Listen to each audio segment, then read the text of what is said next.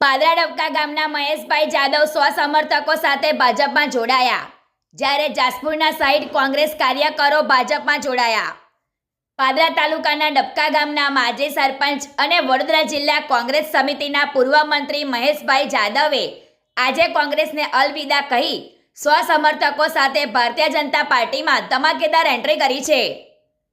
પાદરા વિધાનસભાના સ્નેહ મિલન કાર્યક્રમ દરમિયાન ભાજપના વરિષ્ઠ આગેવાનોની હાજરીમાં મહેશભાઈએ કમળનો ખંભો પકડી પક્ષ પ્રવેશ કર્યો હતો.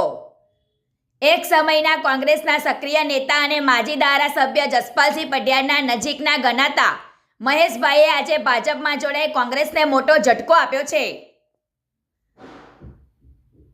ભાજપના નેતાઓએ મહેશભાઈ જાદવ અને તેમના સ્વસમર્થકોનું હાર્દિક સ્વાગત કરીને પક્ષને વધુ મજબૂત બનાવવા માટે તેમનું યોગદાન મહત્વપૂર્ણ ગણાવ્યું હતું. પ્રકાશ પટેલનો report, real power news, Padra.